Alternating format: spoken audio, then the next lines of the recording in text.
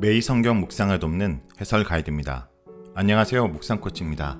함께 읽고 나눌 말씀은 역대하 19장 4절에서 11절까지 말씀입니다. 역대하 19장 1절에서 20장 30절까지는 열왕기에 나오지 않는 역대기만의 고유한 기록인데, 오늘 본문인 역대기 19장은 여호사밧이 길랏 라못 전투에서 구사일생으로 목숨을 건진 다음 예루살렘으로 돌아온 이후의 행적에 대해서 언급합니다. 여호사밧은 초심을 회복합니다. 그는 왕위에 올랐을 때 율법 순회 교육단을 만들어서 율법들을 백성들에게 교육했습니다. 이번에는 자신이 직접 백성들을 교육하고 곳곳에 재판관들을 세워서 그의 이름대로 주님께서 다스리시는 나라를 만들려고 합니다. 4절에서 7절을 읽겠습니다. 여호사밧이 예루살렘에 살더니 다시 나가서 브엘사바에서부터 에브라임 산지까지 민간에 두루 다니며 그들을 그들의 조상들의 하나님 여호와께로 돌아오게 하고, 또 유다 온 나라의 견고한 성읍에 재판관을 세우되 성읍마다 있게 하고, 재판관들에게 이르되 너희가 재판하는 것이 사람을 위하여 할 것인지 여호와를 위하여 할 것인지를 잘 살피라.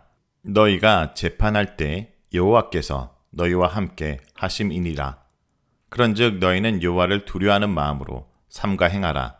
우리의 하나님 여호와께서는 사람들 앞에서 불의함도 없으시고 치우침도 없으시고 뇌물을 받는 일도 없으시리라 하니라. 4절은 백성들의 삶과 신앙을 살피는 여호사밧에 대한 내용입니다.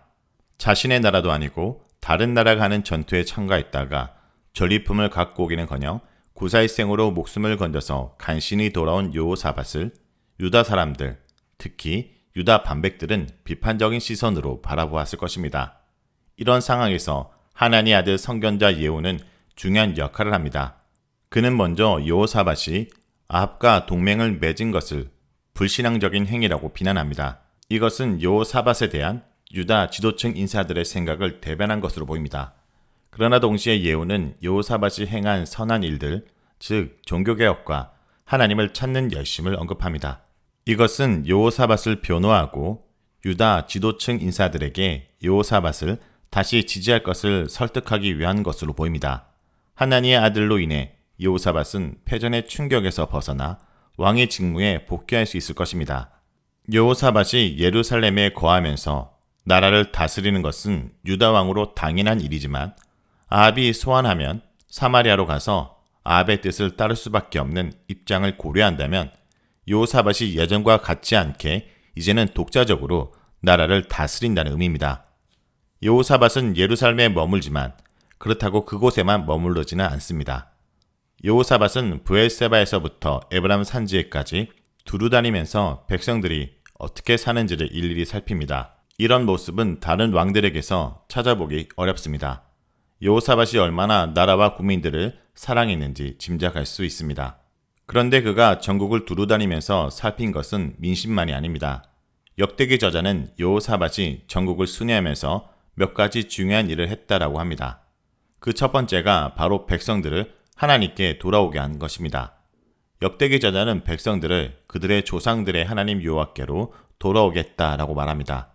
그런데 히브리 원문을 보면 여호사밧이 그 일을 다시 한 것으로 서술하는데, 여호사밧은 왕위에 오른 지 3년에 순회 율법 교육을 만들고 특별팀을 편성해서 그들로 유다 각지를 순회하며 여호와의 율법책을 가지고 백성들을 가르치게 했던 일을 반영합니다.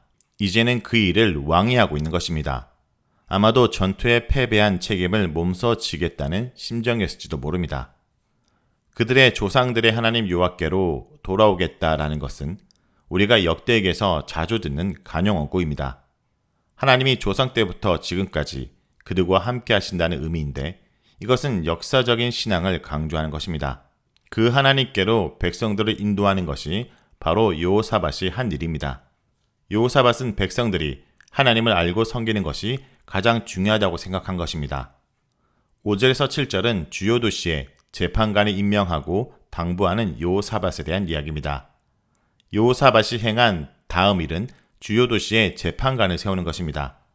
여호사밧은 그들에게 재판할 때마다 사람을 위하여 할 것이 아니라 하나님을 위해서 할 것인지 항상 생각하라고 명령합니다. 또 그들이 재판할 때 하나님이 그 재판을 지켜보신다라고 말합니다. 그러니 여호와를 두려워하는 마음으로 조심해서 재판하라는 것입니다. 그러면서 그들에게 재판관의 이성적인 모델로 하나님을 제시하는데 하나님은 불의하지 않으시고 치우치지 않으시고 뇌물을 받지 않으시는 분이라고 말합니다. 이것은 재판관들로 하여금 불의를 행하지 말고 한쪽으로 치우치지 말고 절대로 뇌물을 받지 말라고 명령하는 것입니다. 여호사밧이 볼 때에 하나님은 재판하시는 분, 즉 나라를 공의로 다스리시는 분이고 유다는 하나님의 공의를 공정한 재판을 통해서 실현해야 할 나라인 것입니다. 재판관들은 사실상 재판 중에 임재하시는 여호와 하나님의 대리인입니다.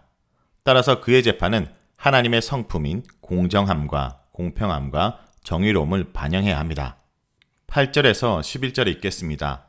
여호사밧이 또 예루살렘에서 레위 사람들과 제사장들과 이스라엘 족장들 중에서 사람을 세워 여호와께 속한 일과 예루살렘 주민의 모든 송사를 재판하게 하고 그들에게 명령하여 이르되 너희는 진실과 성심을 다하여 여호와를 경외하라. 어떤 성읍에 사는 너희 형제가 혹 피를 흘림이나 혹 율법이나 계명이나 율례나 규례로 말미암아 너희에게로 와서 송사하거든 어떤 송사든지 그들에게 경고하여 여호와께 죄를 범하지 않게 하여 너희와 너희 형제에게 진노하심이 임하지 말게 하라.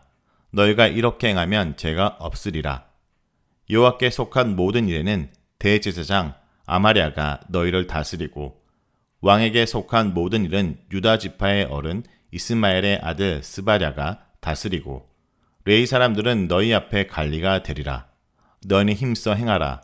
여호와께서 선한 자와 함께 하실지로다 하니라. 8절에서 11절은 예루살렘의 재판관을 임명하고 당부하는 여호사밧입니다. 여호사밧은 레위 사람들과 제사장들, 이스라엘 족장들 가운데서 사람을 선발해서 예루살렘에 두고 하나님을 섬기는 일을 하게 하고 예루살렘 주민의 송사를 처리하게 합니다. 여호사밧은 그들을 임명한 다음 그들에게 재판에 관한 기본적인 원칙을 일러주면서 당부하는데 제일 먼저 하는 말이 진실과 성심을 다해 여호와를 경외하라 라는 것입니다. 여호와를 경외하는 것이 재판관으로 해야 될 가장 중요하고 우선된 일이라는 것입니다. 자신 하나님 앞에서 있다라는 자각과 하나님을 두려워하는 마음이 없다면 어떻게 재판을 공정하게 할 수 있겠습니까? 여호사밧은 어떤 상황을 설정한 다음 그 일을 어떻게 처리하는 것이 좋을지 묻습니다. 어떤 사람이 살인으로 인해서 그리고 다른 법규를 어겨서 재판을 하려고 재판관들을 찾아오면 그것이 어떤 재판이든지 간에 먼저 그 사람들에게 경고하라고 합니다. 그 경고는 여호와께 죄를 범하지 말라는 것입니다. 그렇게 함으로써 재판관 자신과 재판 당사자들에게 하나님께서 진노하시지 않게 하라는 것입니다.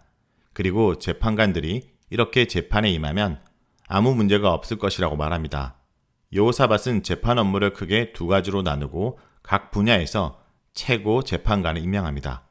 하나는 여호와께 속한 모든 일, 즉 종교적인 업무이고 다른 하나는 왕에게 속한 모든 일, 즉 정치를 비롯해 사회, 경제 등에 관한 업무입니다. 여호사밧은 이 두 업무에 관한 재판 절차에서 최종 결정을 할 사람으로 임명하는데 여호와께 속한 일은 대제사장 아마랴가 주관하고 왕에게 속한 일은 스바다가 주관하게 했습니다. 스바다는 유다 지파의 우두머리인 이스마엘의 아들입니다.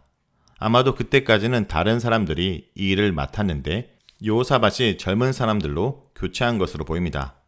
이렇게 여호사밧은 중요한 재판 업무를 그들에게 나눠 맡기고 그들이 최종적인 결정을 내리게 했습니다.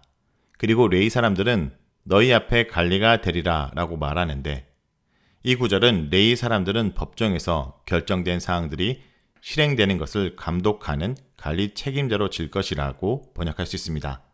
이렇게 재판을 위한 원칙을 알리고 재판 체제를 완비한 여호사밧은 그들에게 힘을 내라고 격려하면서 여호와께서 선한 자와 함께 하실지로다 라는 말로 마무리합니다. 재판을 담당하는 사람들로 하여금 주님이 원하시는 선한 일을 하는데 최선을 다하라는 것입니다. 여호사밧이 이토록 재판을 중요하게 여긴 것은 그의 이름에도 나타나는데 여호사밧이라는 이름은 주께서 재판하신다는 의미를 가지고 있기 때문입니다. 자, 여기까지가 역대하 19장 4절에서 11절까지 말씀입니다. 오늘 말씀을 통해 우리는 무엇을 묵상하고 적용해야 할까요? 첫째, 참된 지도자는 자신을 따르도록 이끄는 것이 아니라 하나님의 통치를 받는 자입니다. 선지자 예후의 경고를 들은 여호사밧은 유다 전체를 악에서 돌이키고 하나님만 섬기기 위해 혼신의 노력을 하였습니다. 하나님의 경고에 주의한다면 내 삶은 물론이고 내 주위를 개혁하는 자로 살게 될 것입니다. 둘째, 정의와 공평은 하나님 나라의 근간입니다. 여호사밧은 신명기 16장 18절에서 19절의 말씀에 따라 각 성에 재판관을 두었고 그들이 참된 믿음 가운데 자신의 본분을 다하도록 교육하였습니다. 사법제도의 올바른 시행은 정의와 공평으로 대변되는 하나님 나라의 기틀을 마련하는 일에 필수적이기 때문입니다. 그렇기에 재판관은 불의를 용납해서도 안 되고 편견에 빠져서도 안 되며 탐욕으로 재판에 굳게 해서도 안 됩니다. 나의 작은 편견과 탐심이 다른 사람에게 큰 고통과 아픔을 줄 수 있다는 사실을 기억하며 주의해야 됩니다. 오늘 하루도 하나님이 우리를 부르신 그 자리에 정의와 공평을 위해 살아가는 하나님 나라 백성들이 되시길 간절히 기도드립니다.